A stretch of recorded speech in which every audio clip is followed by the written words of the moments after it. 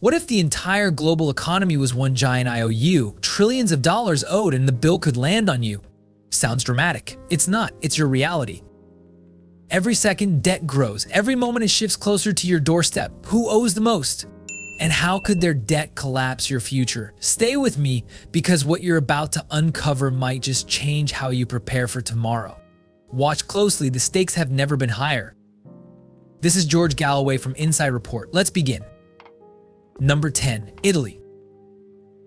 Italy, a country of art, architecture, and awe. Yet beneath its stunning surface lies a financial burden, $2.50 trillion in external debt. But what does that even mean? Let's break it down together. Picture this. For every Italian citizen, from the tiniest toddler to the oldest grandparent, the debt averages over $41,000 each. Sounds overwhelming, doesn't it? But here's the thing, Italy's debt isn't just about numbers. It's about history, politics, and decisions made over decades. You see, Italy's economy has been struggling with slow growth for years.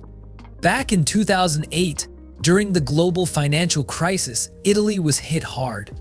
Banks collapsed, unemployment soared, and the country turned to borrowing just to keep things afloat. Fast forward to today, and that borrowing hasn't stopped. In fact, it's snowballed. Italy is part of the Eurozone. That means they share a currency with powerhouse countries like Germany and France. It's like being in a group project where you're the one struggling, but your grade depends on everyone else. Therefore, Italy's debt affects not just Italians, but every European citizen who uses the euro. Now let's look at where the money goes. A significant chunk of Italy's borrowing funds pensions, healthcare, and public services. These are crucial, especially for a country with one of the oldest populations in the world. By 2050, over 35% of Italians will be over 65. That's a lot of people relying on a system already stretched thin. What happens if Italy can't pay its debts? Remember Greece in 2010. The austerity measures, the protests, the pain. Italy's debt is much larger. A default could send shockwaves not just through Europe, but the entire global economy. Banks could fail, markets could crash, and savings could evaporate. So what's the solution?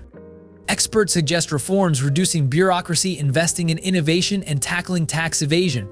Italy collects billions less in taxes than it should. Fixing that gap could ease the debt burden and ensure a brighter future. Italy's debt is a story of beauty and burden, of past decisions shaping present realities. The question is, can Italy rewrite its story before the clock runs out? What do you think? Let's discuss in the comments, and don't forget to like, share, and subscribe for more insights. Number 9. Ireland.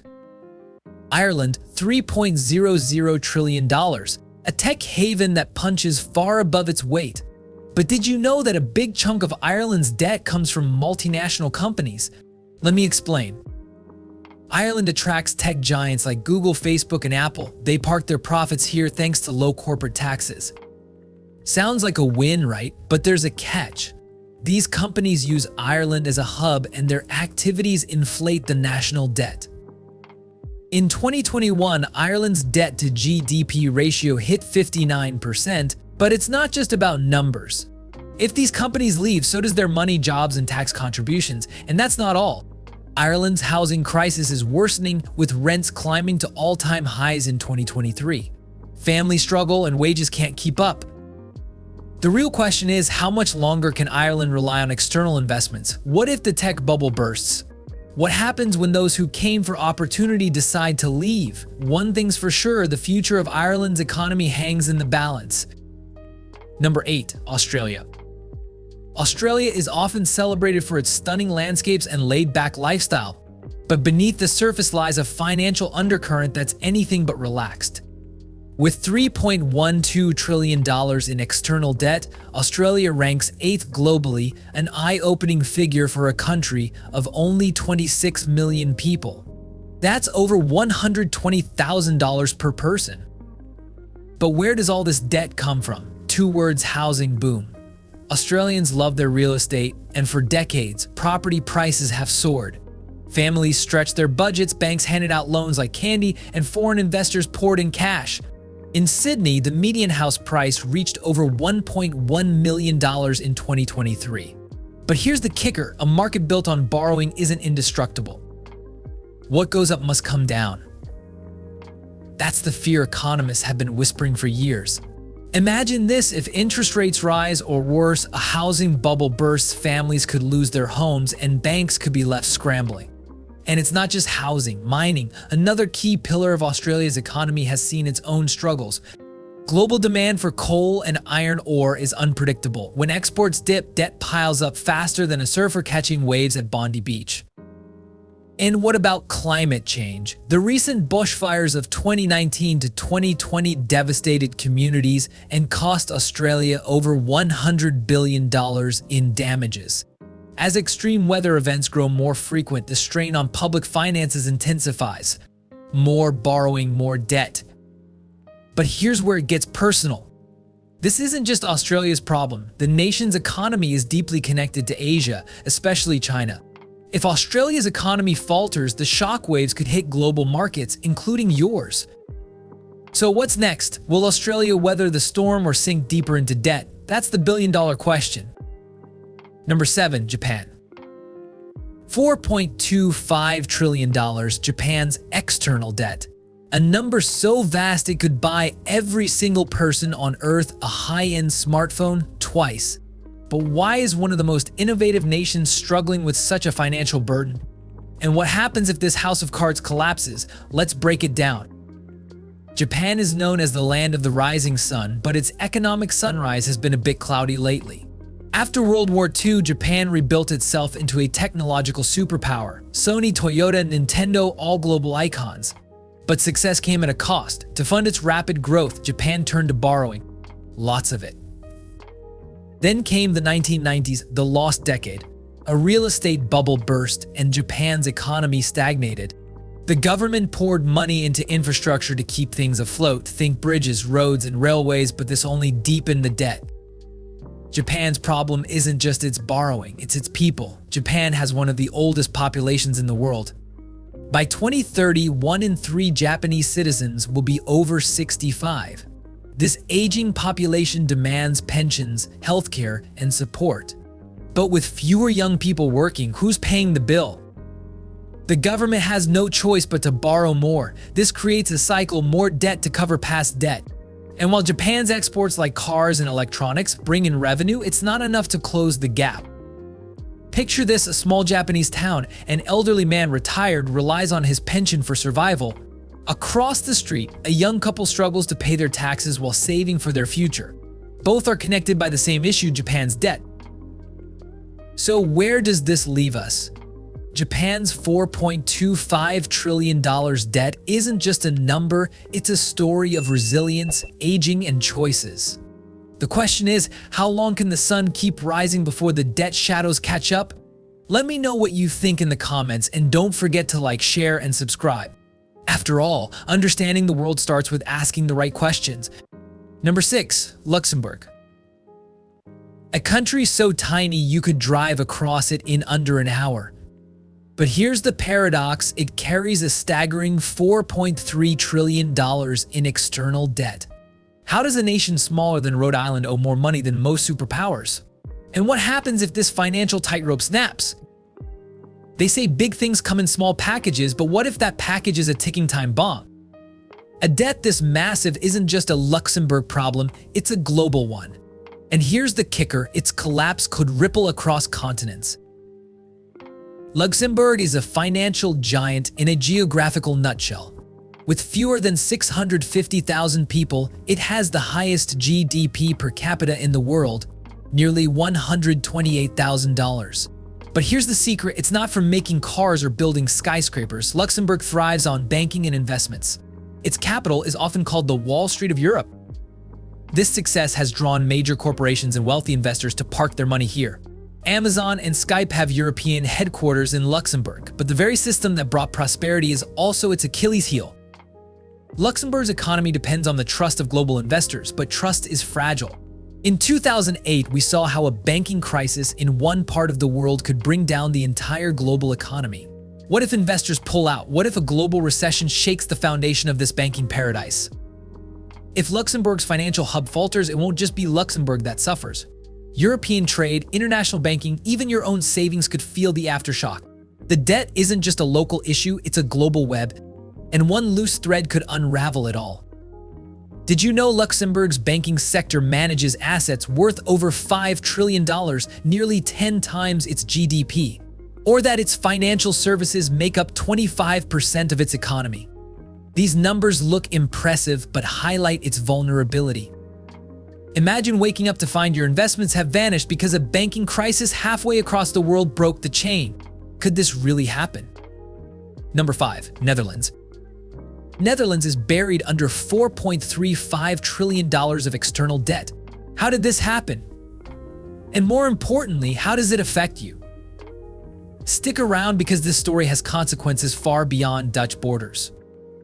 For centuries, the Netherlands has been a global hub. Its economy was built on trade, shipping, and finance dating back to the Dutch Golden Age of the 17th century. Today, Rotterdam is the largest port in Europe, a gateway for goods moving across the continent. But success comes at a cost.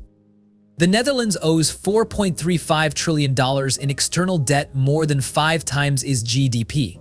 Imagine this, for every dollar the country produces, it owes 5. This isn't just a financial statistic, it's a delicate house of cards. The Netherlands' open economy relies heavily on international trade and investments. But what happens when global trade slows, or when economic shocks like a pandemic or a geopolitical conflict disrupt supply chains? We've seen hints of this before. In 2008, the financial crisis hit Dutch banks hard. One of the largest, required a euro 10 billion bailout. Could history repeat itself, but on an even larger scale? If the Netherlands falters, the ripple effects could be catastrophic. Rotterdam's port alone supports trade for millions of businesses. A disruption there could send shockwaves through global markets, affecting everything from food prices to tech manufacturing. Did you know that Dutch pension funds are some of the largest in the world, holding over euro 1.7 trillion in assets? Or that the country's housing market is one of Europe's most overheated, with property prices rising by over 60% in the past decade? Both are tied to debt, and both are at risk. So what's the solution? Experts argue that diversifying the economy and managing trade dependencies could help. But the question remains, can a nation so deeply entwined in global finance truly insulate itself from a global downturn? Number 4. Germany. What if I told you the very things that make Germany strong, exports, industry, and stability, are also its biggest vulnerabilities? It's a story of ambition, risk, and the hidden cracks in a seemingly indestructible foundation. Germany, the economic anchor of Europe, has always been the symbol of stability. Its industrial might produces everything from luxury cars to renewable energy tech. But here's the twist, this powerhouse runs on borrowed fuel.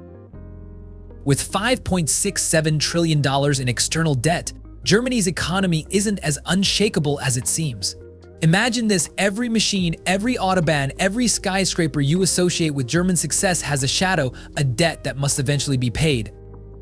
Germany's debt stems from its interconnected economy. Its industries depend on global supply chains, foreign investments, and exports. It's the world's third largest exporter, sending cars, machinery, and chemicals across the globe. Global shocks can disrupt this delicate balance. The 2008 financial crisis sent ripples through German banks.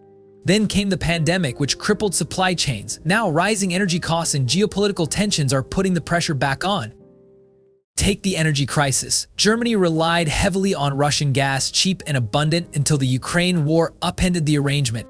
Suddenly, energy costs skyrocketed, forcing industries to cut back. Without affordable energy, production slows and exports falter. The debt doesn't pause for any of this. Payments are due no matter the circumstance. If Germany stumbles, the European Union, its partners, and even global markets feel the shockwaves. The euro could weaken, trade routes could collapse, and your everyday goods, from cars to electronics, could skyrocket in price. Before, Germany was the unshakable titan, the reliable anchor.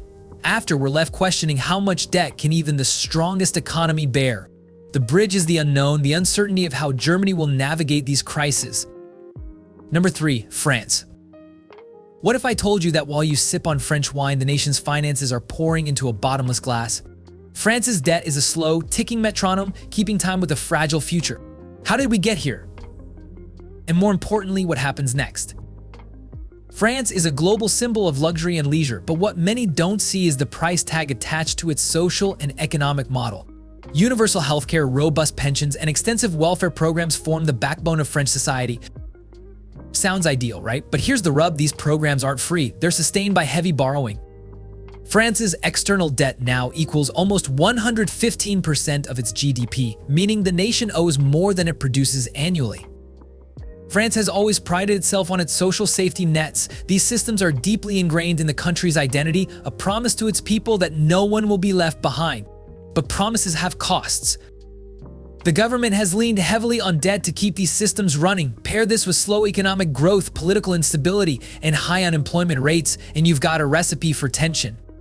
Protests against pension reforms in 2023 were just one sign of the growing strain. Global inflation added another layer of complexity. Energy prices surged, further squeezing household budgets and government coffers. Trade slowed while the debt clock ticked on. Every borrowed euro came with a louder question: how much longer can this last? France's debt doesn't just affect its citizens, it impacts the European Union, where France is a cornerstone.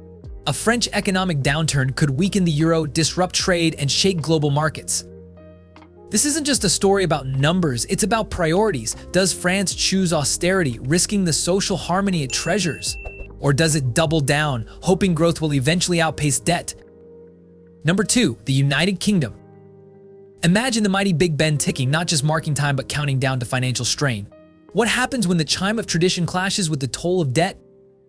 Let's be real, debt isn't inherently bad. It's the fuel that powers economies, builds infrastructure, and funds dreams.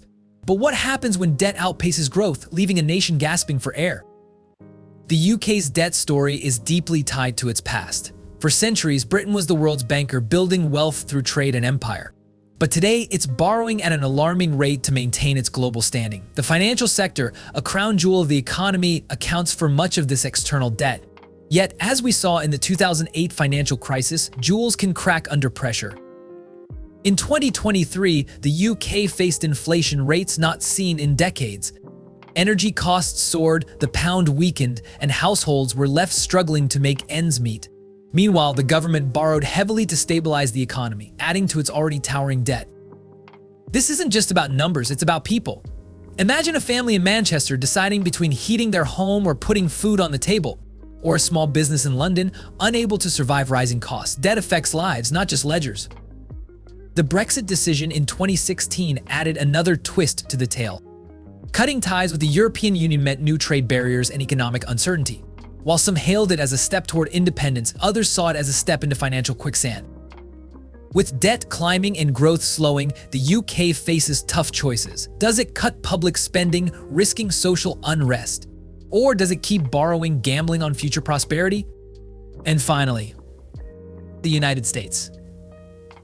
Picture this: the Statue of Liberty standing tall, a beacon of hope, freedom, and $32.9 trillion in national debt. Yes, you heard that right. The US, a land of dreams, finds itself under the weight of an astronomical financial burden. What does this mean for the world's largest economy?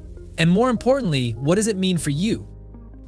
What if I told you the US spends more on interest payments than it does on education? Shocking, isn't it? Let's unravel this financial puzzle together. For centuries, the United States has been a global powerhouse. Its economy is the largest in the world, fueled by innovation, technology, and trade. But with great power comes great responsibility and debt. Borrowing isn't new for the US. In fact, it's what allowed the country to fund wars, recover from recessions, and drive economic growth. But in 2023, the debt ceiling was raised for the 78th time. Why? Because the US spends more than it earns. Think about it, it's like maxing out your credit card over and over again. COVID-19 hit and the economy took a nosedive. The government had to pump trillions into relief packages. This was necessary to keep businesses afloat and families fed, but every dollar spent came at a cost: more debt.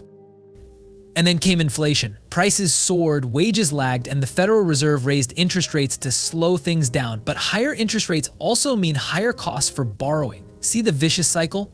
The fear is real. If the US keeps borrowing at this rate, future generations could be left with a financial mess they didn't create. Will Social Security run dry? Will public services crumble under the pressure? The Statue of Liberty still stands, a symbol of resilience, but beneath her shadow lies a challenge that can no longer be ignored.